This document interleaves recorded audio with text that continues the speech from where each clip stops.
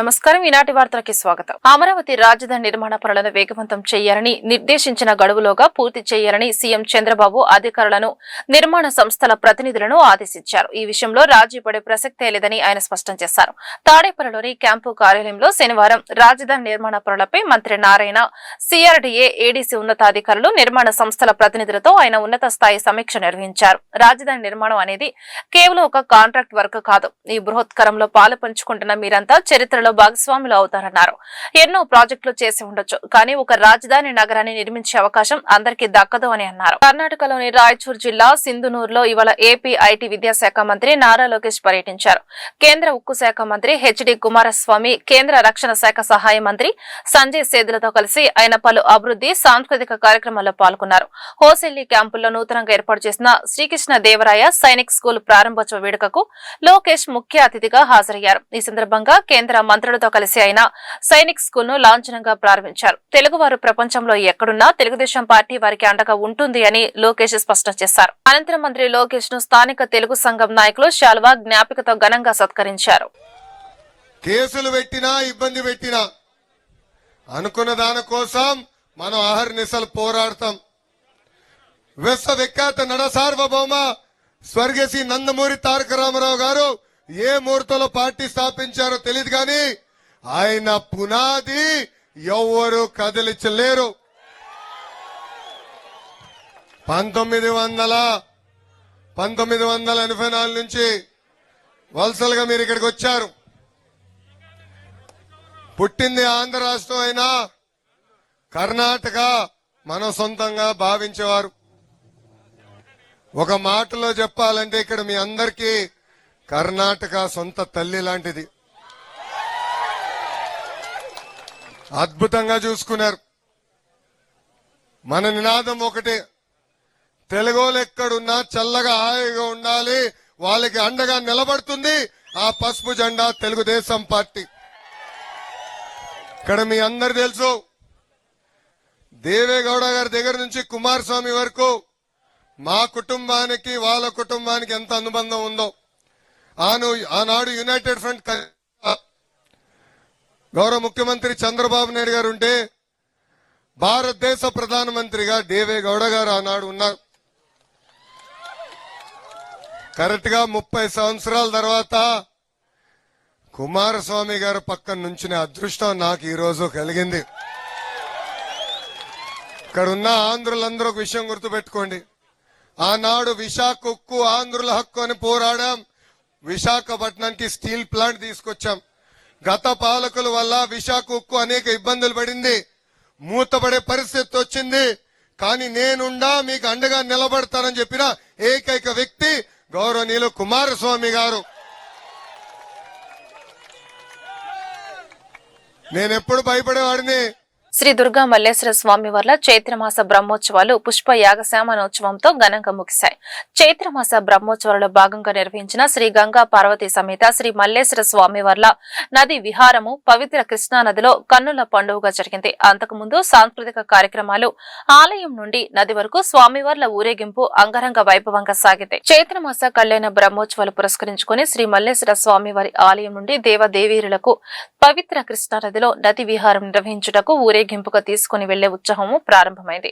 వేద మంత్రాలు, మంగళ వాయిద్యాల నడుమ స్వామి అమ్మవార్లకు నది విహారము నిర్వహించుటకు మల్లేశ్వర స్వామి ఆలయం నుండి బయలుదేరిన బృందం మహామండపం వద్ద నుండి కూచిపూడి నృత్యం, కళాకారులు, సంప్రదాయ తప్పెట్లు, కోలాటం, భజన సంకీర్తనలతో కోలాహలంగా దుర్గా స్నానఘాట్ చేరింది. పుష్పాలంకరణ చేసిన ఫాంటుపై స్వామి అమ్మవార్లను అధిరోహింపజేసి ప్రత్యేక పూజ నిర్వహించిన అనంతరం పవిత్ర కృష్ణా నదిలో నది విహారం ప్రారంభం కాగా కళ్యాణోత్సవ ఆది దంపతులను కృష్ణానదిలో త్రిలోకమూలకు గుర్తుగా 3 సార్లు ప్రదక్షిణ చేయించి విహరింపచేస్తారు. నమో హిరణ్యబాహవే నాన్యే దిశాంచ పదయే నమో నమో వృక్షేభ్యో హరికేశూనాం పదయే నమో నమః స్వస్తింజరాయ శ్రీమదే పథీనాం పదయే నమో నమో బఫలాయ విద్యాదేనానాం పదయే నమో నమో హరికేశాయోపవీతినే పుష్టానాం పదయే నమో నమో నమస్య హే జగత్ मन्दिरे वाणिजाय गच्छानां पदये नमो नमो भुवन्तये वारिवस्कृताय औषधीनां पदये नमो नम उच्चैर्घोषाय क्रन्दयते वत्तीनां पदये ओ नमः कृत्स्नवीताय धावते नमो वञ्चते परिवञ्चते स्तायूनां पदये नमो नमो निषेधवे परिचरायारण्यानां पदये नमो नमः शृगाविभ्यो जिघागो सद्योमुष्णदां पदये नमो सिमध्यो नक्तञ्चरद्धः प्रकृन्दानां पदये नमो नमो उष्णीषिणे गिरिजराजकुलञ्जानां पदये नमो नम इषुमध्यो धन्वाविभ्यश्च वो नमो नमः तेभ्यः प्रतिदधानेभ्यश्च वो नमो नम आयच्छद्भ्यो विसृतभ्यश्च वो नमोऽस्यभ्यो विद्येभ्यश्च वो नमो नम आसीनेभ्यश्च यानेभ्यश्च नमस्तभ्यो जाग्रभ्यश्च वो नमो गुच्छेभ्यो गुच्छपदिभ्यश्च वो नमो नमो भ्रातेभ्यो भ्रातपदिभ्यश्च वो नमो नमो नमो नमो रथेभ्यो रथेभ्यश्च वो नमो नमो रथेभ्यो रथपदिभ्यश्च वो नमो नमः सेनाभ्यश्च नारिभ्यश्च वो नमो नमः शत्रुभ्यश्च वो नमो नमः सक्षभ्योरसकारेभ्यश्च वो नमो नमः कुलालेभ्यः कर्मारेभ्यश्च वो नमो नमः पुण्येभ्यो निशाचरेभ्यश्च वो नमो नमः वो नमो नमो मृगेभ्यश्च वो नमो नमः स्वभ्यश्च वो రాష్ట్ర ప్రభుత్వం ప్రవేశపెట్టిన బడ్జెట్ కేవలం గణాంకాలకే పరిమితం కాకుండా దాని ఫలాలు సామాన్యుడికి చేరాలని విజయవాడ తూర్పు ఎమ్మెల్యే గద్దె రామ్మోహన్ రావు ఆకాంక్షించారు. ముఖ్యమంత్రి నారా చంద్రబాబు నాయుడు ఆలోచన మేరకు బడ్జెట్ పై ప్రజల్లో అవగాహన కల్పించేందుకు ఈ కార్యక్రమాన్ని చేపట్టినట్లు వెల్లడించారు. శనివారం అశోక్ నగర్ లోని తూర్పు నియోజకవర్గం ఎమ్మెల్యే క్యాంపు కార్యాలయంలో నిర్వహించిన బడ్జెట్ అవుట్ రీచ్ కార్యక్రమంలో ఎమ్మెల్యే గద్దె రామ్మోహన్ ముఖ్య అతిథిగా పాల్గొన్నారు. ఈ సందర్భంగా ఆయన మాట్లాడుతూ బడ్జెట్ పై ప్రజల్లో అవగాహన కల్పించేందుకు ఈ కార్యక్రమాన్ని చేపట్టామన్నారు. గత ప్రభుత్వ హయాంలో బడ్జెట్ అంటే కేవలం అసెంబ్లీలో ప్రవేశపెట్టడం, విశ్లేషకుల చర్చలతోనే ముగిసిపోయేదని, కానీ ఇప్పుడు పరిస్థితి మారిందన్నారు. నమస్కారం. ఈ రోజున బడ్జెట్ అనేది సామాన్యుడు కూడా రీచ్ అవ్వాలి, సామాన్యుడు కూడా అవగాహన పరచుకోవాలి. మన రాష్ట్రం ఉన్న పరిస్థితిలో ఏ విధంగా బడ్జెట్ని ఒక దశల వారీగా మనం ఎలకేషన్స్ పెట్టుకుంటూ ముందుకు వెళ్తే ఏ విధమైన లాభాలు సమాజానికి వస్తాయి, ప్రభుత్వం చేపట్టే కార్యక్రమాలు ఆ బడ్జెట్ మీద అవగాహన లేని వాళ్ళు అర్థం చేసుకోలేక ఏదైనా అపోహలు పడినా వాటిని బడ్జెట్ రీచ్ ద్వారా నివృత్తపరిచి ప్రజలందరినీ కూడా సమాయత్తపరిచి ఈ యొక్క బడ్జెట్ మనకు బంగారు బాట అనే విధంగా బడ్జెట్లో వచ్చిన లాభ నష్టాల ద్వారా, బడ్జెట్లో వచ్చిన ఎలకేషన్స్ ద్వారా మనం సమాజంలో సంపద సృష్టించవచ్చు. మన బడ్జెట్ అంతా కూడా అది పేదల సంక్షేమం కోసం, అభివృద్ధి కోసం, ఈ అభివృద్ధి ద్వారా సంపద సృష్టించడానికి మరిన్ని సంక్షేమకాలు ఇవ్వడానికి ఏర్పాటు చేసే బడ్జెట్. దీనిని ప్రతి సామాన్యుడు కూడా అవగాహన పరచాలని చెప్పి ఒక నూతన విధానంలో నారా చంద్రబాబు నాయుడు చెప్పిన దాని ప్రకారం మన విజయవాడ తూర్పు నియోజకవర్గంలో మన అడిషనల్ కమిషనర్ చంద్రశేఖర్ గారు, జోనల్ కమిషనర్ షమీ గారు, ఇతర ప్రజాప్రతినిధులు అందరం కూడా సమావేశమై ప్రజల్ని సమీకరించి వారికి ఎక్స్ప్లెయిన్ చేయడం జరిగింది. వారందరూ కూడా స్థానికంగా ఉన్న కొన్ని ఎగ్జాంపుల్స్ వాళ్ళకి చెప్తే దానివల్ల మనం ఏ విధంగా వరదల్లో ప్రభుత్వానికి ఎంత నష్టమవుతుంది, రానున్న రోజులు ఆ వరదలు రాకుండా అరికట్టగలిగితే మన ప్రభుత్వానికి ఎంత లాభం వస్తుంది, ప్రజలకి ఎంత లాభం వస్తుంది. ప్రజలకి ఒక వరద వస్తే వాళ్ళు ఆ ఇళ్ళు అన్నీ కూడా కోల్పోయే పరిస్థితి నుంచి ప్రభుత్వం ఇచ్చే కొంత సహాయం సరిపోక మిగతా అంతా అప్పులు పాలే సందర్భంలో ఇవాళ ఆ వరదలే నివారణకి మనం బడ్జెట్ కేటాయించి వరదలు నివారిస్తే ఏ విధంగా ప్రజలకి ప్రభుత్వానికి ఎంత ఆదాయం వస్తుంది. దానికి అయ్యే ఖర్చు, ఆ వరదల నివారణ కోసం అయ్యే ఖర్చు 200 కోట్లు అయితే గవర్నమెంట్కి ప్రజలకి దానివల్ల రక్షణ పొంది 2000 కోట్లు మనకి ఒకే సంవత్సరం లాభం వచ్చే సందర్భాలు ఉంటాయని చెప్పి ఇవన్నీ కూడా సామాన్యులకు ఎక్స్ప్లెయిన్ చేసి ప్రయత్నం చేయడం జరిగింది. ఈ కార్యక్రమాన్ని చేపట్టమని ఆదేశించిన నారా చంద్రబాబు నాయుడు గారికి కృతజ్ఞతలు తెలియజేస్తున్నాం. ఎందుకంటే గతంలో బడ్జెట్ ఏదో అక్కడ వస్తుంది, విశ్లేషకులు విమర్శకులు ఏదో స్టేట్ జూనియర్ న్యాయవాదులకు వృత్తి నైపుణ్యం కలిగించే విధంగా శిక్షణ కేంద్రాలు ప్రతి జిల్లా కేంద్రంలో ఏర్పాటు చేసే విధంగా బార్ కౌన్సిల్ సభ్యులు చర్యలు తీసుకోవాలని హైకోర్టు విశ్రాంత న్యాయమూర్తులు జస్టిస్ ఏవి శేషసాయి, జస్టిస్ కృపా సాగర్ లో అన్నారు. ఎన్నికల కౌంటింగ్ సమయంలో బార్ కౌన్సిల్ సిబ్బంది న్యాయవాదుల సహకారం మరువలేనిదని కొనియాడారు. బార్ కౌన్సిల్ ఎన్నికలలో గెలుపొందిన బార్ కౌన్సిల్ సభ్యుల సన్మాన సభ ఏ కన్వెన్షన్ సెంటర్ లో జరిగింది. ఈ కార్యక్రమానికి ముఖ్య అతిథులుగా విచ్చేసిన శేషసాయి, కృపా సాగర్ లో మాట్లాడుతూ రాష్ట్రంలోని వేలాది మంది న్యాయవాదుల సంక్షేమం, భద్రత, వృత్తిలో ఎదుగుదల, న్యాయవాద కుటుంబాలకు ఆర్థిక సహాయం లక్ష్యంగా బార్ కౌన్సిల్ సభ్యులు కృషి చేయాలన్నారు. ఎంతో కాలంగా ఎకానమీ విషయం పెండింగ్ లో ఉందని కొత్తగా ఎన్నికైన బార్ కౌన్సిల్ సభ్యులకు వారు సూచించారు. ఏపీ బార్ కౌన్సిల్ ఎన్నికల టీంలో తాము కూడా ఉండటం సంతోషదాయకమన్నారు. వేదిక మీద ఉన్నటువంటి న్యాయమూర్తులు మిత్రులారా, అరే మీరంతా ఓటర్లకు ఎన్నికలు ఎట్లా జరిగిందని చెప్పడం సాహసం అవుతుంది. కాకపోతే ఒకటి, కౌంటింగ్ లో మాత్రం జరిగినటువంటి కృషి తప్పనిసరిగా మనందరం వీళ్ళందరికీ కేశరాయ్ గారి దగ్గర నుంచి, కృపాసాగర్ గారి దగ్గర నుంచి, వేణు గారి నుంచి అందరికీ బార్ కౌన్సిల్ స్టాఫ్ మనం ధన్యవాదాలు చెప్పి తీరాల్సింది. ఎందుకంటే వీళ్ళు చేసినటువంటి కృషిని మీరు చాలా మంది ఆన్లైన్ లో చూసుంటారు. డెఫినెట్ గా మనం ఇందా చెప్పినట్టుగా వెనక మొదలు పెట్టినటువంటి ప్రక్రియను ముగించామంటే దానికి ఉన్నటువంటి కృషి ఎటువంటి ఎన్నికలు ఎటువంటి అంటే నాకు వైకుంఠపాళి ఆట గుర్తొస్తుంది. చిన్నప్పుడు మనం ఆడిన ఆట ఎవరిని పాము కాటేస్తుందో ఎవరు నిచ్చెన ఎక్కిస్తుందో తెలియదు. పాపం పాము కాటేసిన వాళ్ళేమో మాకు రాలేకపోయారు, నిచ్చెలు ఎక్కించిన వాళ్ళంతా మేము పైన ఈ ఆట ఇది. అందుకని చూసాం కదా చివరి రోజున జరిగినటువంటి అంత ఉత్కంఠత ఎలా ఉన్నదో ఇందాక చెప్పారు. ఒక 3.4 లో ఒక ఆయన వెనుపడితే ఒక ఆయన ముందుకు వెళ్ళిపోయారు, 70 మరి అటువంటి దీంట్లో ఆ ఉత్కంఠతో వీళ్ళు చేసినటువంటి వాళ్ళకి మనం ధన్యవాదాలు చెప్పాల్సిన అవసరం ఉంది. సరే, ఈ బార్ కౌన్సిల్ దగ్గరకు వచ్చేసరికంటే తిరిగి ఎన్నికైనటువంటి పాత వాళ్ళం, కొత్తగా ఎన్నికైనటువంటి వాళ్ళం ఒక వీళ్ళంతా కలిసి పనిచేయటం. దీంట్లో కొత్తది ఏంటంటే మహిళా సభ్యులు ఇంతమంది రావటం, ఈ రిప్రజెంటేషన్ తోటి వీళ్ళంతా రావటం అనేటువంటి అందరూ ఆహ్వానించదగింది. తప్పనిసరిగా ఈ వృత్తి మొదట్లో ఇది పురుషుల వృత్తి అనుకునేటువంటి పరిస్థితుల్లో మహిళలు ఇప్పుడు వచ్చి రావటం చూస్తే ఇప్పుడు జ్యుడిషియరీలో వచ్చేసరికి 60% అయ్యారు. మన ఎవరితో నేను మాట్లాడతా, న్యాయవాదులు కూడా వీళ్ళు మాట్లాడతారు, పెరిగిపోతారు. పురుషులే బాగా రిజర్వేషన్ కావాలనే పరిస్థితి ఈ వృత్తిలో కూడా రావచ్చేమో అనేటువంటిది అనిపిస్తా ఉందనుకోండి. అందుకని తప్పనిసరిగా న్యాయవాదుల యొక్క ఆకాంక్షలు నాతోటి బార్ కౌన్సిల్ సభ్యులు, సభ్యులందరూ కూడా, అలాగే మీ అందరూ కూడా నమస్కారాలు. ముందుగా ఈ యొక్క ఎలక్షన్ నిర్వహించిన టీం అందరికి కూడా నా వైపు నుంచి కూడా ధన్యవాదాలు తెలియజేస్తున్నా. ఈరోజు సన్మానం అంటే చాలా ఆనందంగా వచ్చాం సన్మాన సభలో ఒప్పుకోవడానికి. కానీ బార్ కౌన్సిల్ సభ్యులందరూ కూడా ఏ ఉద్దేశంతో మీరు ఓటేసి గెలిపించారో గురుతర బాధ్యత, బరువు చాలా బార్ కౌన్సిల్ మీద ఉందని చెప్పి నేనైతే భావిస్తున్నాను. ఇంతకుముందు మా మిత్రులు చెప్పినట్టుగా అడ్వకేట్స్ ప్రొటెక్షన్ యాక్ట్ విషయంలో కానీ, హెల్త్ ఇన్సూరెన్స్ విషయంలో కానీ న్యాయవాదులు అందరూ కూడా ఆశతో బార్ కౌన్సిల్ సభ్యులు ఎన్నుకోవడం జరిగింది. ఇంతకుముందు చెప్పినట్టుగా ప్రభుత్వం కూడా భరిస్తే మరి అది కూడా సక్సెస్ అయ్యే అవకాశం ఉంది.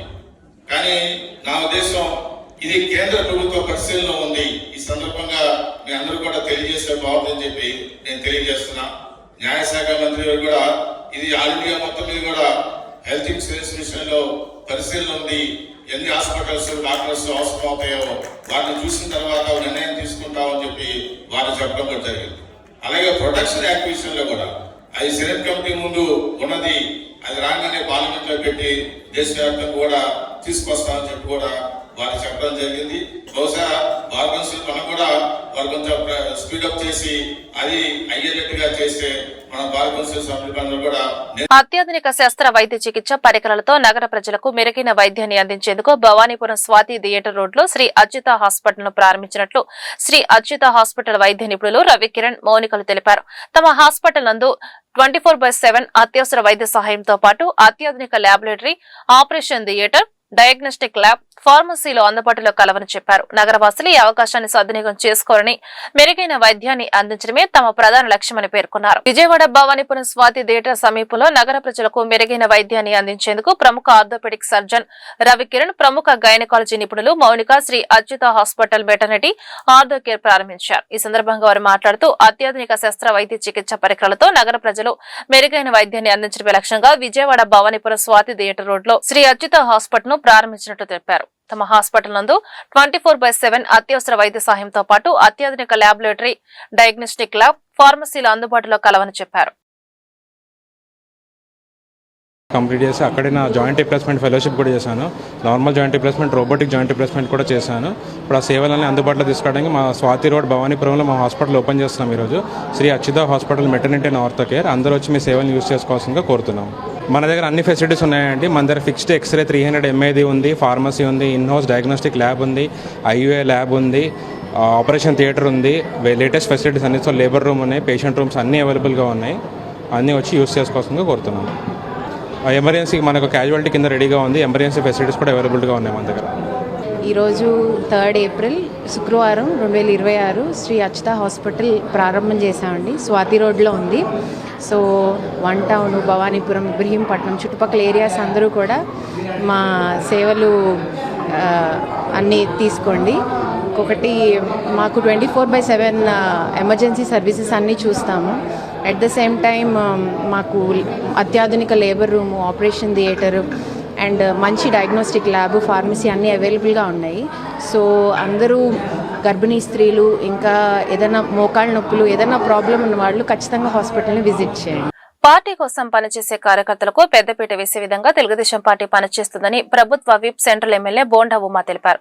కార్యకర్తలను పార్టీ నిర్మాణంలో భాగస్వాములను నామినేటెడ్ పదవులకు సంబంధించి రాష్ట్ర స్థాయి చైర్మన్లుగా, డైరెక్టర్లుగా, జిల్లా స్థాయి డైరెక్టర్లుగా, నియోజకవర్గ స్థాయిలో దేవాలయాల నూతన కమిటీలను, ట్రస్టులకు చురుకైన నాయకులు నియామకం చేయడం జరుగుతోందని, దానిలో భాగంగా ఈ రోజు Guntur Sitaramayya trust chairman, senior Telugu Desam party నాయకులు కోల శ్రీనివాసరావు నియమించడం జరిగిందని చెప్పారు. విజయవాడ పాయకపురం ప్రాంతంలోని గుంటూరు సీతారామయ్య చారిటబుల్ ట్రస్ట్ నూతన కమిటీ సభ్యులతో ప్రభుత్వ విప్ సెంట్రల్ నియోజకవర్గ శాసనసభ్యులు బోండా ఉమామహేశ్వరరావు ఈ రోజు నుంచి ట్రస్ట్ బాధ్యతలను అప్పగించి ప్రమాణ స్వీకారం చేపించడం జరిగింది. ఈ సందర్భంగా ఉమా మాట్లాడుతూ తెలుగుదేశం పార్టీ కార్యకర్తల పార్టీ అని, నాడు నందమూరి తారక రామారావు కానీ, నేడు నారా చంద్రబాబు నాయుడు కానీ, భవిష్యత్తులో నారా లోకేష్ కానీ కార్యకర్తలకు పెద్దపీట వేసేటువంటి విధంగా తెలుగుదేశాన్ని ముందుకు తీసుకువెళ్తున్నారని చెప్పారు. ప్రభుత్వం అధికారంలోకి వచ్చినాక కష్టపడినటువంటి కార్యకర్తలందరికీ నామినేషన్ పదవులు జనసేన, బీజేపీ, తెలుగుదేశం పార్టీ ఏదైతే 3 పార్టీల కార్యకర్తలు, నాయకులు కష్టపడ్డారో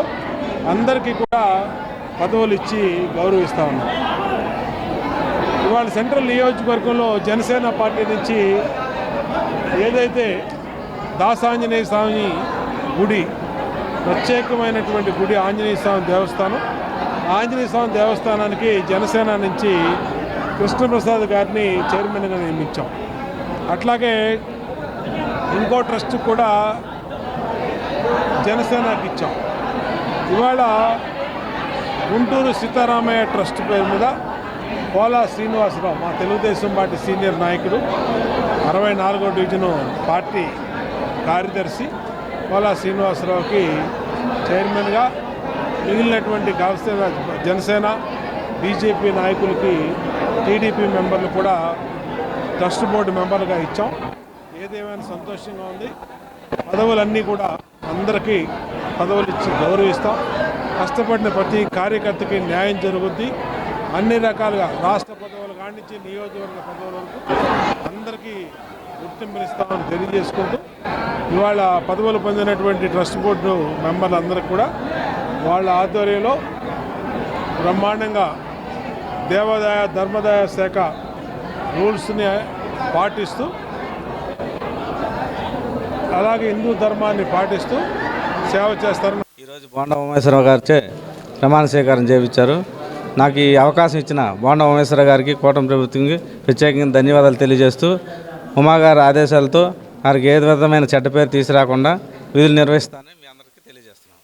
పరిటాల సమీపంలోని అమృత సాయి ఇంజనీరింగ్ కళాశాల నిర్వహిస్తున్న స్కిల్లాథాన్ 2K26 రెండవ రోజు కార్యక్రమం ఉత్సాహంగా సాగింది. విద్యార్థులకు smart irrigation, voice assistance robo, automatic railway gate, smart home automation, weight lifting, UAV వంటి అద్భుతమైన నమూనాలను తయారు చేస్తారు. ప్రతిభ కనపరిచిన విద్యార్థులకు కళాశాల యాజమాన్యం మొమెంటోలు, బహుమతులు మరియు సర్టిఫికెట్లను అందజేస్తుంది. కంచుకచర్ల మండలం పరిటాల సమీపంలోని అమృత సాయి ఇంజనీరింగ్ కళాశాల నిర్వహిస్తున్న స్కిల్లాథాన్ 2K26 రెండవ రోజు కార్యక్రమం ఉత్సాహంగా సాగింది.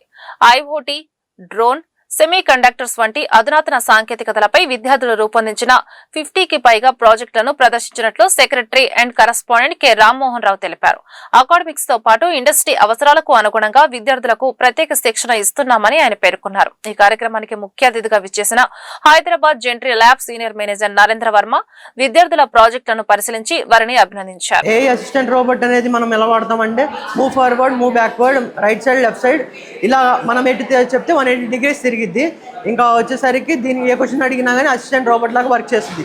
ఇప్పుడు ఎగ్జాంపుల్ మీరు రియల్ వరల్డ్ అప్లికేషన్స్లో దేంట్లో వాడుకోవచ్చు అంటే మీరు ఎగ్జాంపుల్గా మీరు జాబ్ చేస్తున్నారు, 24 అవర్ జాబ్, 12 అవర్ జాబ్ ఉంటుంది. మీరు అర్జెంట్గా మీకు ఫుడ్ కానీ అలాంటి అసిస్టెంట్గా మీకు కావాల్సి వచ్చింది అర్జెంటుగా. ఆ టైంలో మీరు ఏం చేయాలంటే అసిస్టెంట్ రోబోట్ని వాడుకొని move forward, move left side, right side అని చెప్పేసి మీకు ఏం కావాలో అది చెప్తే అది ఏం చేస్తుందంటే అక్కడికి వెళ్ళి సర్వ్ చేసుకొని అక్కడ నుంచి మీకు కావాల్సిన ఫుడ్ ఐటమ్స్ కానీ మీకు ఏం కావాలో అది ఏం చేస్తుందంటే సర్వ్ చేసి మీ దగ్గరికి తెచ్చిద్ది. అప్పుడు మీ టైం కూడా వేస్ట్ అవ్వదు. ఇది వచ్చేసరికి కాస్ట్ ఎఫెక్టివ్. దీన్ని మనం రియల్ వరల్డ్ అప్లికేషన్స్ మనం అసిస్టెంట్ రోబోట్గా వాడుకోవచ్చు మన హౌసెస్లో, ఇంకా హాస్పిటల్స్లో యూస్ చేసుకోవచ్చు.